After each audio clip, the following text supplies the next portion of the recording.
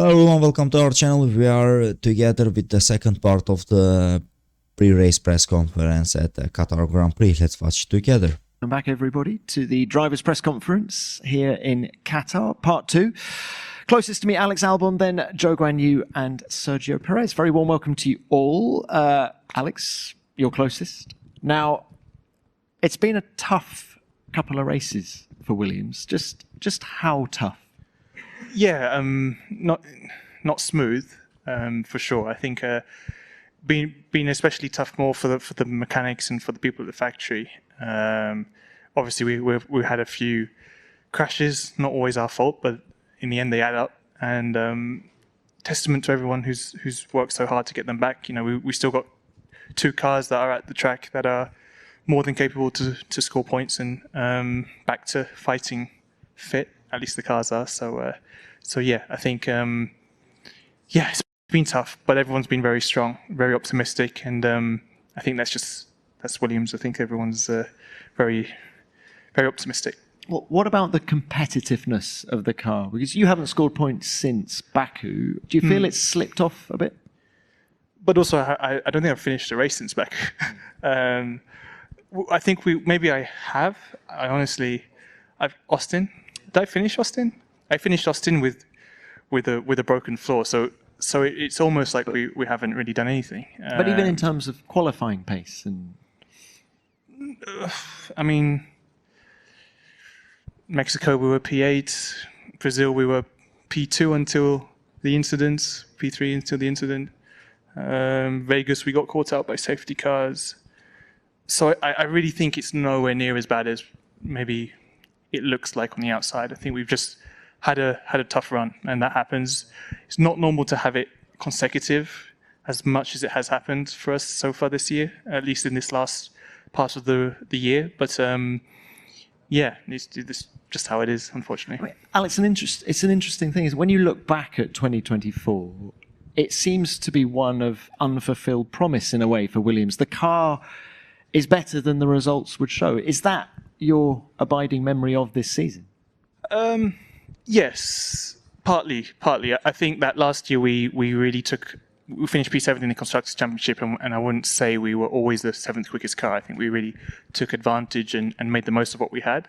This year feels in some ways the opposite. I would agree. I think that we've been on the back foot since race 1. I think we didn't quite have the car. You know, I think it's a known story now. The car wasn't on weight, and we were on the back foot from the beginning. And then we missed out on capitalizing when we should have. Now that teams like Alpine, they're on their 3rd, 4th upgrade now. We did one major one, I would say, this year, and let's say where we are now is kind of expected in terms of pace. But I think we've just missed out a little bit, and all for good reasons though. I really think that a lot of the reasons why we've been on the back foot is just because we've made so many big changes back at Grove, which are going to help us definitely in the future, but possibly a little bit of short-term pain for now. One of the changes for the future is a new teammate in Carlos Sainz. Just tell us how much contact you've had with Carlos, and what can he expect at Williams? Truthfully, not too much. I wish I could say more, but I think obviously once Abu Dhabi happens, we'll firstly I'll be very keen to hear his feedback on the car, doing the test, see where his head's at compared to at Ferrari. I think obviously he'll have a very fresh mind of driving the Ferrari and then coming into Williams where are our strengths, where are our weaknesses. And yeah, I think that's honestly one of the things that I'm looking forward to most with Carlos joining is I remember my time at Red Bull and when I came to Williams, and obviously there's a lot of things on your mind, things you want to try to improve for the team. And at the same time, I've spent now 3 years at Williams, and it's nice to almost have someone a little bit fresher than me, and coming from a team like Ferrari, I'm sure he'll bring a lot to the table, and of course I know he will push me. I think he's having a very strong year this year as well, but it will be a good challenge. Alex, thank you for that. Joe, let's come to you. Great to see you back in Q2 at the weekend. Was it track specific, or do you think the upgrades are really making a difference? For me, I think it's more about the upgrades.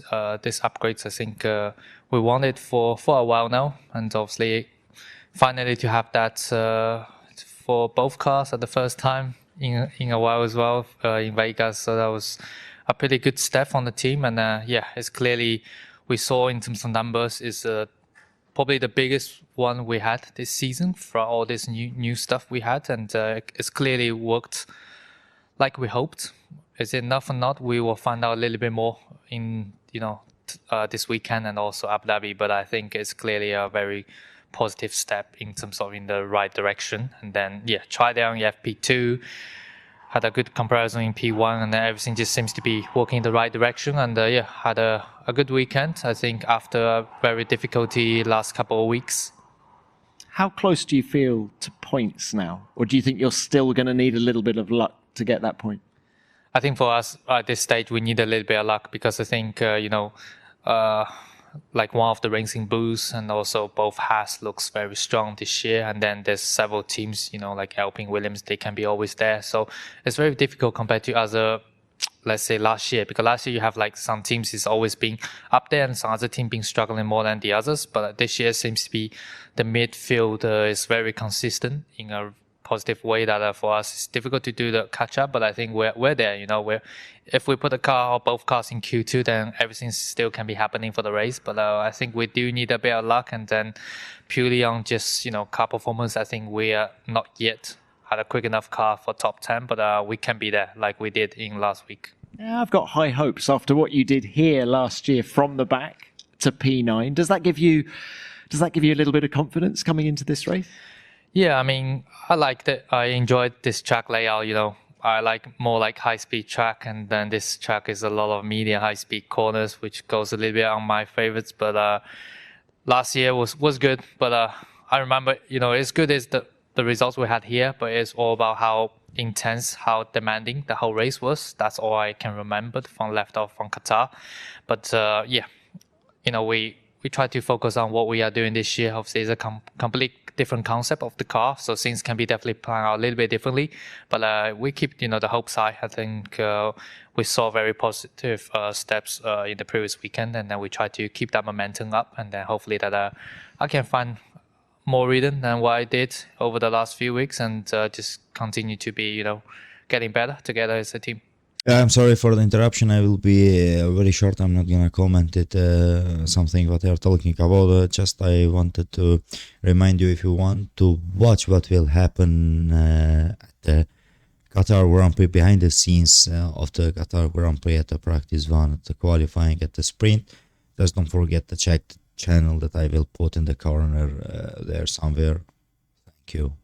We are going to watch it.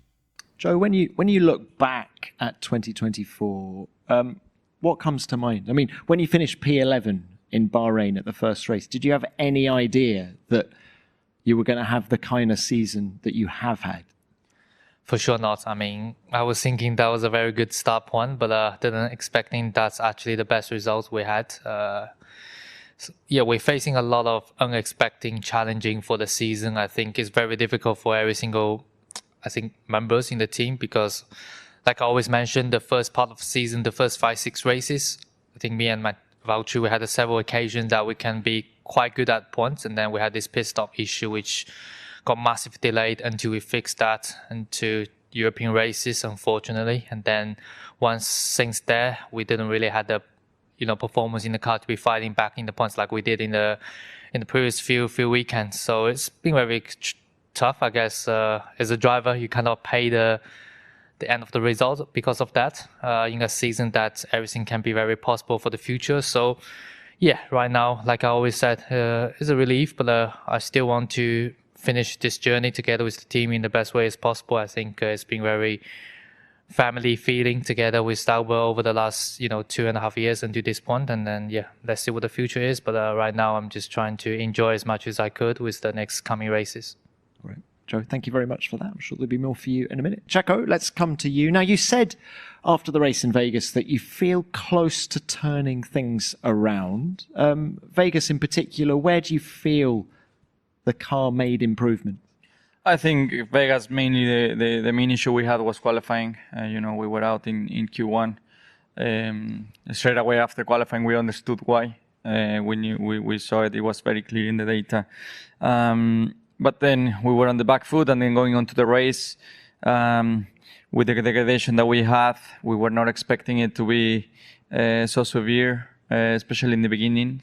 So we went for the hard tire, which I also degraded the hard tire, and that meant that I had to spend quite a lot of the race on the medium. So it compromised the race a lot, but we did have some good pace during the race.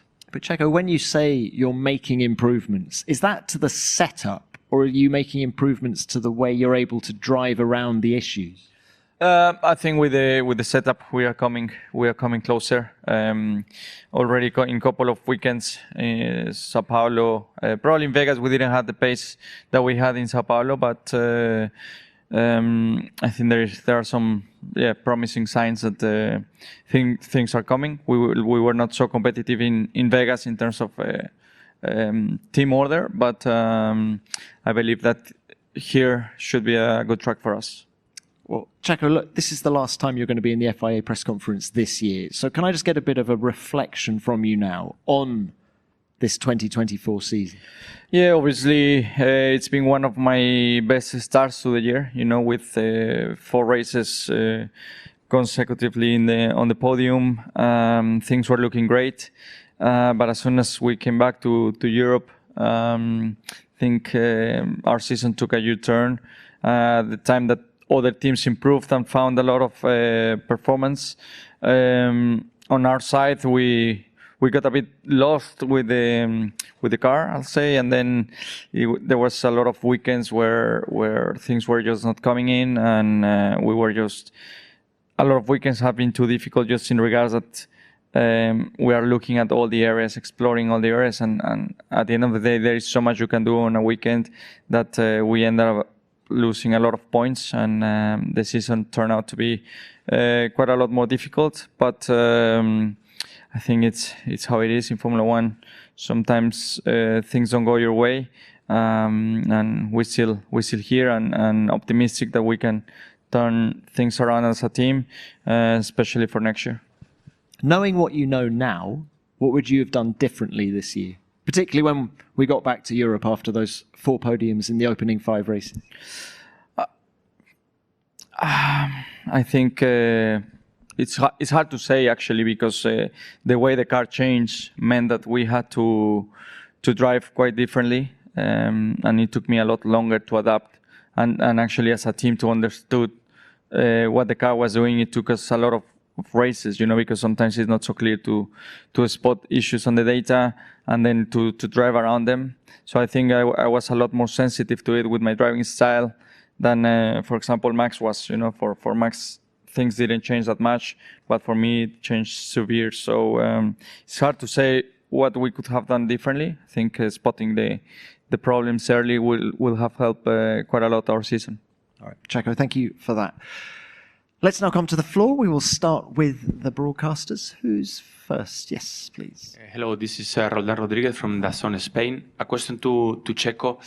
Checo, you have been 14 years in Formula One. You are a race winner. A few months ago, you were fighting against Max Verstappen and winning him as well in some circuits.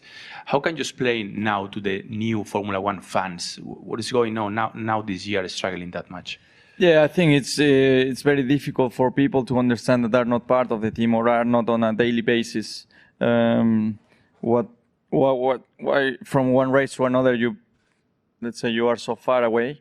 I think when you are not able to extract 100% out of your car, it's irrelevant how good your car is, and it is what it has happened. I haven't been able to extract 100% out of my car because of the difficulties I've had in the last few months with it, and I think that's the main issue. I think you go through periods, and I think as a team we are understanding and we're working really hard to make sure that we can fix them. I'm sorry for the interruption. Just I wanted to say that after the press press conference. We are going to have all the pre-race interviews of every single driver. Don't forget to like it and follow the channel. Thank you, Checo. David. David Cross, Sky Sports F1. Look, I know the stats aren't good, Checo, but what you're saying here today makes me feel that in your mind, the stats are misleading because of what you have or haven't been able to do with the car. Are you saying that there's absolutely no question that you shouldn't be driving next season, and that you have a contract and you should be with Red Bull, and they should look beyond the stats, as it were, and maybe at the data a bit more? I think, I mean, at the end of the day, the team has all the information. There is so much I can say here. At the end of the day, the team has all the information, and there's a reason why we extended my contract during the year.